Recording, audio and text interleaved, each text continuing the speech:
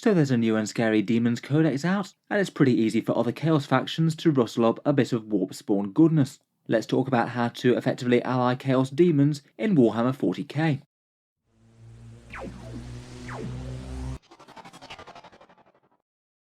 Hello and welcome back to Auspex Tactics, and today I thought we'd talk about allying demons into an army list, something that rather a lot of armies have been looking at the new Daemons Codex with interest about, ever since it was revealed that Daemons armies would have some fairly unrestricted ally rules and allow certain armies to fight hand in hand with their favourite flavour of warp-spawned horrors. In the video we'll talk about how the mechanics work for fielding demonic allies in another Chaos army, go through a few of the picks from the Chaos Daemons Codex that I think are most likely to see allied, and then go through the other factions, Chaos Knights, Chaos Marines, Death Guardians, Thousand Sons, and talk about what they might be able to get out of a demonic allied contingent.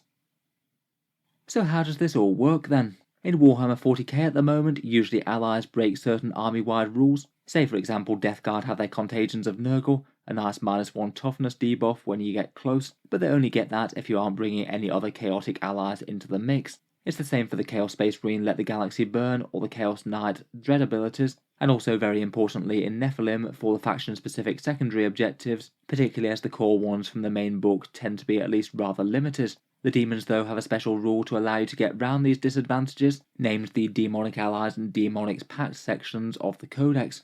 The way that you'd field them is in a separate detachment, maybe something like a battalion or a patrol detachment of allied demons, and the main restriction is that you can't have any more than 25% of the total power level of the army be made up of Chaos Demons if you want to keep your standard army-wide special rules. Often for match play, power level isn't particularly relevant, it's almost all based around points, so it can be a little bit annoying and fiddly having to both balance power level and points within a list, particularly if you're trying to take the maximum amount of warp spawn possible. In general, they don't tend to be too heavily divergent, so I would expect to get around about 500 points worth of demons from this, and there are actually some interesting ways that you can get a bit more wiggle room on this, say for example in say Death Guard Plague Marines taking 6 Plague Marines rather than 5. That increases the squad's power level from 6 to 12 just with that one extra model. So basically anything with 5-man squads like that could easily get around the restrictions just by including an extra model or two. In terms of the demons that you can put inside this allied detachment, most of it is fairly unrestricted. For standard Chaos Space Marines or for Chaos Knights you can take demons of any flavour besides Bellicor, but the god-specific Chaos Legions can only take demons from their own sub-faction, so World Eaters only get Khorne, Emperor's Children only get Slanesh, Thousand Sons only get Tzeentch, and Death Guard only get Nurgle. This does make demonic allies maybe a little bit less useful for those guys, just as they don't get quite as much of a pick of the datasheets, though arguably it's maybe not such a bad thing for Thousand Sons, as Tzeentch seems really strong to ally in. Then in the patrol detachment you can basically take what selection of demons you want, you can mix gods freely for most legions, and all the demons get the Agent of Chaos keyword, more to denote that they're allies more than the core force. You can't get warlord traits for the demons in this way, but it seems that you can still take relics. As best I can tell, the stratagem within the codex isn't restricted to which army your warlord comes from, or from whether or not they're agents of chaos or not. So if you did want to invest another CP or two, you could have demons alongside some fancy toys as well. In terms of what you don't get, as mentioned, Bellicor can't make use of this rule at all. If he's going to be in an army, he has to be either just allied just via the standard rules and break all the army restrictions, or he could field demonic allied forces via his own army of renown as well. That allows you to mix Chaos Space Marines with their own Shadowy Legion trait, and a mix of Chaos Demons too, but also restricts a bunch of other things that you can take like Greater Demons and things. And honestly I'm not really sure that that's all worth the trade-off. I might get round to covering that later at some point, but for this video we're going to focus on the standard Demonic Allies rules, which I think more people are going to be making use of. Otherwise, the things that you don't get are the demonic secondary objectives, you don't get any warlord traits if your main warlord is from your primary detachment, and you don't get their warp storm abilities as well, as that requires your entire army to be demons. None of those seem massive deal breakers though, as you'd still be getting the equivalents from the primary codex, and warp storm doesn't seem so important that it absolutely needs to happen for demon units to be efficient. They're still very usable without it. Perhaps one of the most painful trade-offs though are that you do lose a couple of deep strike options. You can still put any demon unit in reserve and come 9 inches away from the enemy, which is nice, plus you could make use of warp locust units to get in even closer. You don't get that special ability though to come in the number of inches away from the leadership of the enemy, which will be quite nice for close deep strikes on low leadership armies, and you don't get the ability where you can set up just within your own deployment zone and set up very very close to the foe indeed. Both of those will be missed a bit, but with warp locust you can still get some shenanigans on the go. Otherwise, when adding demons to an army, it will also cost command points as well, at the bare minimum 2 CP for a patrol, or 3 CP for a more specialist detachment. That's quite a hefty price to pay in Nephilim, and it would mean fewer warlord traits and relics out of your primary army, or just starting on fewer CP. I'd also bear in mind that if you were taking faction-specific objectives, often the demons units won't be helping in any way towards them. They're pretty much there just for damage, defense, and doing any of the generic objectives. The main incentive just seems to be getting more raw power or threatening units in a list. Moving on, I thought it could be interesting just to take a look at some of the top picks from the Demon Codex, things that I think are going to be popular to get allied in. First up, and by far the most standout datasheet in the Codex in my opinion, are the Flamers of Tzeentch. These just seem flat undercosted at the moment. You could get 150 points or 6 power level for a unit of 6. These could just drop 9 inches away, or start on the board and advance up, and each turn that they get in range, these absolute monsters just vomit out an auto hitting of 39 hits at strength 5, AP 2 and damage 1, all at 12-inch range, and after being able to move a very decent distance and even being able to advance. It's absolutely ludicrous damage for the points cost. I wouldn't be too surprised if Games Workshop gives them a points bump at some stage. And on top of everything else, they've got very easy buffs accessible either from Tzeentch Heralds or the Exalted Flamer, both of which amp up their warp fire, and they're pretty annoying to remove as well with a 3+ demon save at range, and although they fold quickly in melee, that would imply that you need to get through their Overwatch, so another 39 strength 5 AP-2 hits, which isn't going to be too popular with anything trying to charge them. I feel just about any demon allied detachment that can get these will probably want to pick some up, they're just brutally efficient. Otherwise, in the HQ section, you could think about some big threats. I think all the greater demons are usable, but maybe the two most stand out at the moment are the Bloodthirster and the Lord of Change. The Bloodthirster is just raw melee might, 16 power or 310 points, very fast, fairly tough with 20 wounds and 4+ demon saves, and I'd be most tempted by the Great Axe of Khorne, which can spam out 16 attacks at strength 8, AP 3 and damage 2, or if you take Angrath the King of Blades relic, then that goes up to damage 3. Potentially you could even have him charging completely out of nowhere with Warp Locust Deep Strike, maybe next to an unaligned Master of Possession, but to be honest just bounding up the board and breaking things with the big axe seems perfectly viable. Otherwise the Lord of Change also seems great, 15 power or around 300 points, big fast and reliable massive mortal wound damage. Take Infernal Gateway and Bolt of Change, and potentially if you've got the CP spare he could pick up the Impossible Robe to make him near unkillable unless you can engage him in combat. Next up, Nurglings are another very interesting pick for a bunch of Chaos armies. For some reason Games Workshop haven't given very many Chaos forces any option to set up units in the midfield, so being able to buy in a small squad for 3 power or 60 points seems like it could be a really nice option for screening out parts of the board, or having just some annoying nuisance units sitting on midfield objectives that the opponent needs to jump out and clear. Again, I feel like if you've got the room and you are allying in demons, at least one unit of these is almost always going to be an objective game win in just about any Chaos army. Hunker them down on an objective, and usually the opponent might have to charge something at them that's more valuable than them, and then expose it to a big counter-attack. The biggest disadvantages of them are that they can't fill a mandatory detachment slot despite being troops, so you would have to have, say, another troops choice if you were filling a patrol, and they aren't OBSEC either anymore, so are a little bit less good on the objective game. Back to the HQ slot again, and I think if you just want to get raw bang for your buck, then Tzeentch Heralds seem very good. These are 4 power level or 80 points for a change caster, going up in points if you want the disc or the chariot. Even just for the cheapest model available, they seem very usable for the big mortal wound potential. They could have a go at casting the high value witchfires that the Lord of Change can do, a bit less reliably, but still you are being able to access those incredibly scary powers for a very cheap cost, so even if they don't cast every turn, you're still getting a massive return on investment on average. They've also got the option of buffing Flamers, say with +1 to wound on their fire, can give them a reroll 1s to wound as well, which will never go amiss, and they're quite interesting in the option that they've got a 1 CP stratagem to jump them somewhere else on the board. Sometimes that could be very relevant to certain slower armies in the later game. Say if you use the power to jump in behind enemy lines and then clear out a key objective holding squad with mortal wound mine bullets. For other units, if you want some god tier annoyance, then there's the Beast of Nurgle, 4 power or 80 points, and just seems like an incredibly irritating unit to try and remove. Basically, it means that the opponent will have to either dedicate mass firepower to it that might well whiff on a 4+ invul, and then if they do just fail to kill this tough thing in a phase, it regenerates all its wounds, so you might as well not have bothered in the first place. This could be really irritating to have parked on an outlying objective or even a home field one. A lot of the time it's just not really going to be worth the risk of trying to gun it down, as you might just fail and have all that damage wasted. It's just interesting to have a unit that's almost guaranteed unkillable for the majority of units in the game in isolation. On a very different note, Karanak and the Fleshhounds are both quite interesting.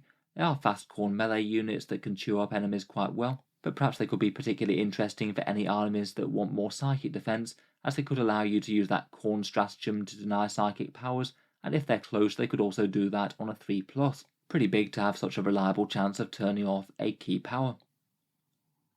Finally, I do think that all 4 flavours of troops are going to be at least somewhat relevant. I feel like quite a lot of demon allies are probably going to want to use the patrol detachment, and that means taking one of these, and as we mentioned, plenty of the Chaos Legions have to take their god-specific one, so all of them might see play in their right army. I'd say out of the 4 standard lesser demons, the Bloodletters are probably the standout one. 6 power or 130 points, and just great pop-up melee damage with those strength 5 damage 2 swords. They seem particularly nice for using a Warp Locust to get close, either the Lord of Skulls, Master of Possession, or maybe even Scarbrand if he's coming along, and have a stratagem for slightly more reliable charges of 3d6 drop the lowest. If you are taking a reasonable number of Bloodletters, then maybe Skulltaker might be interesting too. He can buff them pretty meaningfully, and is also a pretty devastating combat character in his own right, with a sword that cuts through invul saves. Otherwise, I think that all the rest are usable. Demonettes may be the next best, with 6 power or 120 points. 10-inch fast-moving Obsec that blends some light infantry is rarely going to be too bad. Horrors and Plague Bearers I think are both maybe a bit less efficient, both paying big prices for basically a big durable unit that doesn't do that much. Maybe slightly necessary, say in Tzeentch or Nurgle detachments for Death Guard or Thousand Suns, but perhaps over-investing a little bit and doing something like holding down a home objective. For the horrors you might actually be better off with the blue horrors in some lists. They do even less than the pinks, but at least the unit really is quite cheap, and if you want to try and ally demons on the cheap, then the blue horrors might actually be the better choice. Perhaps slightly over-investing in a unit of chaff, but at least it gets the job done without committing 150 points to a troops unit that isn't actually the strongest. Next up, I thought it would be good just to talk through the different Chaos armies that can actually ally these demons, and what they might most be looking for in terms of warpspawn friends. First up, I do think that Flamers of Tzeentch are probably going to be relevant just for any army that can possibly take them. For Chaos Knights, having fast-moving infantry that can maybe deep strike and help out with anti-horde duty doesn't hurt at all. At the current points cost, probably hard to go too far wrong with. Otherwise, I feel like you could probably go one of 2 ways with the Chaos Knights. They're basically already a big army of big stompy things with decent saves and high toughness, so you could just basically double down on big hard-to-kill threats, maybe things like Bloodthirsters or the Lord of Change. I feel like a Bloodthirster in particular would be a pretty interesting one to have surging up the board and tank a lot of firepower that might have been dedicated towards Knights. If you aren't going down the Demon Allies route and you're just going to throw in a Supreme Commander that breaks the army rules, then you could think about Bellicor. He pretty much fits the bill damage-wise very nicely. They might well make games harder with secondary objectives and things, so it kind of depends on just how much you need them or the dread abilities. Otherwise, you could sacrifice a little bit of power towards the raw wounds worth of big hitters and take some squads that maybe cover their weaknesses a bit. Having small units that can do grunt work is kind of handy for Knights, seeing as otherwise you're committing something like a War Dog to holding an objective, where you could maybe do the same thing with a cheap unit of 70 points worth of Blue Horrors perhaps. The same's true for very small units worth of 60-point Nurglings as well. They can forward drop and screen a bit, and sit on objectives without having to commit a War Dog to it. Getting some infantry in the army could also actually add 2 secondary objectives. It could mean that you might actually be able to make good use of that Raise the Banners secondary objective. I think that's a good one that quite a lot of Knights players would like to be able to access, but you need to have infantry to do it. So maybe having something like some Bloodletters, Flamers, and a Herald along could allow you to do those objectives, before they then go off and contribute to the killing. Finally, I do think that more Psykers could be pretty handy for the faction. They can get the Abominant and one with the Pyrothrone, but having Psykers that can be directly shot by other units isn't that great, and having more Psykers could make Psychic Interrogation a bit more viable as a secondary as well. Even if you weren't going for that, then having some more Psychic Denial and some big mortal wounds on the field isn't too bad at all from a Changecaster. Perhaps the biggest counterpoint to using demons with knights though is that they really want to spend command points quite early in the game. If you've usually only got 6 to play with a Nephilim, then sacrificing some for another detachment could be a bit on the painful side. Every knight, warlord trait and relic that you can muster is usually well invested. For Chaos Space Marines, we also have the obligatory shout out for the Flamers of Tzeentch. Again, perhaps particularly relevant to Chaos Space Marines as they actually bring some very efficient shooting into a broadly melee-centric army. I think with units like Terminators, Possessed, Warp Talons and things about, they don't really struggle too much for combat troops, so having a bit more shooting around could be quite handy even if it is quite close range. I think one particularly interesting thing for Chaos Space Marines is the Master of Possession. They get the Warp Locust keyword, which gives you some big possibilities. If you can get him towards the front lines, then that's basically a 6-inch deep strike and charge, almost guaranteed with a command point reroll. And for me, I think the Bloodletters are perhaps the most efficient damage dealer to do that with. Lots of melee might that really wants to be right in the heart of the fray. The only trade-off with that though is that you would have to have the Master of Possession be unmarked, so not say give him the Slanesh mark to allow that Feel No Pain type spell. You would have to focus on the extra toughness and maybe Pact of Flesh and things, as opposed to going for god-specific synergies. Otherwise though, I suppose it could still allow you to rustle up Demonettes or things to charge into combat. They would work okay as well, but maybe are a little bit less general purpose or great in terms of damage for the points. Otherwise they can get the Warp Locust on the Lord of Skulls and their Notchleth Crown fortification. Both of those I think are pretty niche choices though, so unless you're taking them anyway, I'm not sure they're quite worth the investment just to make demons have a little bit more deployment options. Otherwise, again, besides all the generic strong stuff, things like Bloodthirsters, Beasts and Tzeentch Heralds, I do think again that Nurglings are particularly stand out for Chaos Space Marines. Getting access to forward deployment is great, and it could be particularly handy for units like Alpha Legion who get pre-game moves. It could kind of guarantee that you've got the space to do so, even if the opponent has their own pre-game movers or forward deployment units. Finally, I think that Night Lords are also pretty interesting with their leadership debuff. Demons all come with their innate leadership debuff for getting close to them, and that could potentially allow you to tip certain units into being able to get the +1 to wound thing with Night Lords. You could potentially, say, have some Night Lords possessed that have their own extra -1 leadership, have them fight next to some demons of one flavour or another, and potentially their leadership is going to be dropping by 4 points by that, and it could give the Night Lords +1 to wound even on very high leadership things. I think there's also a Slanesh spell that can also reduce leadership further, and between all of this you're most likely going to cause at least some morale casualties unless the opponent's completely immune or uses 2 CP to auto-pass.